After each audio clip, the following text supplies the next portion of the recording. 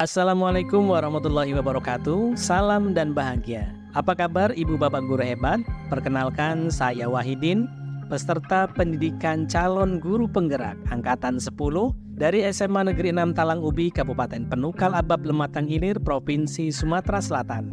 Dalam kesempatan kali ini, izinkan saya memaparkan kesimpulan dan refleksi koneksi pengetahuan dan pengalaman baru yang dipelajari dari pemikiran Ki Hajar Dewantara pada modul 1.1 koneksi antar materi. Ada beberapa poin penting dari pemikiran Ki Hajar Dewantara, yaitu dasar-dasar pendidikan yang menuntun, sistem among, pengajaran yang sesuai kodrat alam dan zaman, berhamba pada anak atau pendidikan yang berpusat pada murid, pendidikan budi pekerti, serta trilogi kepemimpinan, ing ngarso sung tulodo, ing madya mangunkarso tutwuri handayani.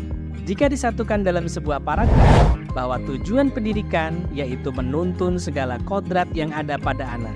Dalam proses menuntun, anak diberikan kebebasan, namun guru bertindak sebagai pamong dalam memberi tuntunan dan arahan sesuai dengan kodrat alam dan kodrat zaman, agar anak tidak kehilangan arah dan membahayakan dirinya. Dalam proses menuntun, hendaknya guru berhamba pada anak. Berhamba bukan dalam artian guru tunduk dan patuh menuruti keinginan murid tanpa batasan. Tetapi makna berhamba pada anak dapat diartikan memberikan pelayanan dan kesempatan kepada murid untuk mengembangkan diri mereka, menggali potensi, minat dan bakatnya secara merdeka, dengan tetap mengedepankan nilai-nilai budi pekerti yang luhur.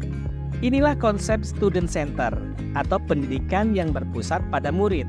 Kesemuanya itu dapat terwujud jika guru mampu tampil di depan memberikan teladan yang baik, menjadi motivator pemberi inspirasi dan semangat bagi murid-muridnya untuk terus berkembang, serta di belakang guru harus memberikan dorongan kepada seluruh murid-muridnya tanpa harus membeda-bedakannya.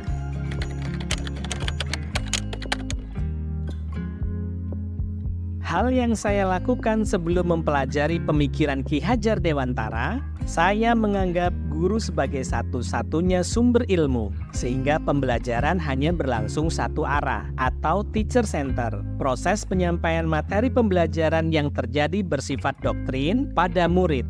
Artinya, murid menerima secara mentah-mentah tanpa ada kesempatan untuk mengembangkan pikiran kritisnya terhadap materi yang disampaikan.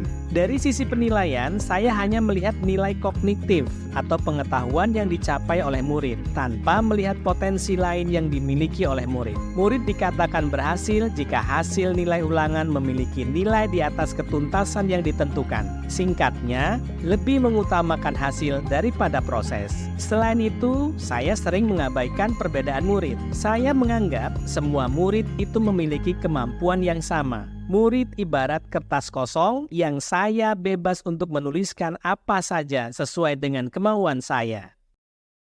Setelah mempelajari modul 1.1 tentang pemikiran Ki Hajar Dewantara, ternyata apa yang saya pikirkan dan lakukan tidak tepat. Seharusnya saya mempercayai murid adalah subjek dari pendidikan. Murid diberikan kebebasan untuk berkreasi, mengungkapkan pendapat dan gagasannya secara kritis. Tugas saya menempatkan diri sebagai penuntun, bersikap seperti filosofi petani, mempersiapkan bibit, menyiapkan lahan yang baik, menempatkan anak-anak sesuai dengan bakat dan minatnya, agar dapat bertumbuh dan berkembang secara sempurna. Penilaian harus dilakukan secara komprehensif atau menyeluruh, bukan hanya menyentuh ranah kognitif atau pengetahuan saja, tetapi harus termasuk aspek sosial, budaya, spiritual, afektif, dan psikomotorik. Guru seharusnya tidak hanya mengejar penyelesaian materi, tetapi lebih berfokus kepada kemampuan dan pemahaman murid.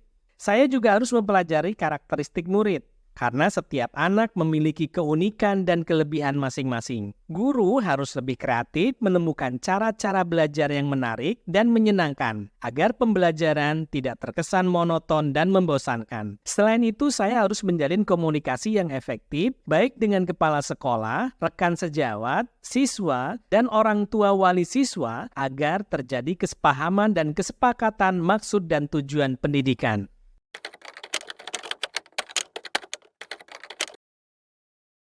Yang dapat segera saya terapkan di kelas antara lain Mengomunikasikan prinsip-prinsip pendidikan Ki Hajar Dewantara kepada seluruh warga sekolah. Melaksanakan diagnostik awal untuk mengidentifikasi atau mengetahui karakteristik, kompetensi, kekuatan, kelemahan, dan model belajar yang tepat bagi murid. Merancang pembelajaran yang interaktif dan menyenangkan sesuai dengan kompetensi dan kondisi keunikan murid yang beragam sehingga terwujud pembelajaran yang berpihak kepada murid. Berusaha untuk menuntun tumbuh kembangnya kecakapan murid, bukan hanya sekedar menuntut murid untuk menjadi pribadi seperti yang saya harapkan. Melaksanakan refleksi pembelajaran dengan murid untuk perbaikan kualitas dan efektivitas pembelajaran.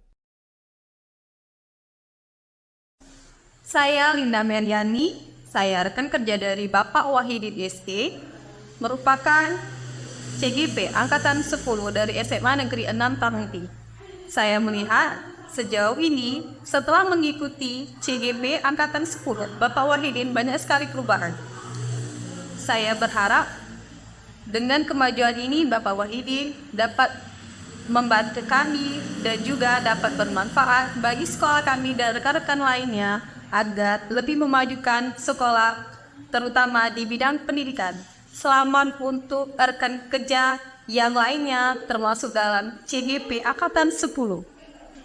Demikian kesimpulan dan refleksi terhadap pemikiran Ki Hajar Dewantara. Semoga bermanfaat. Salam dan bahagia. Wassalamualaikum warahmatullahi wabarakatuh.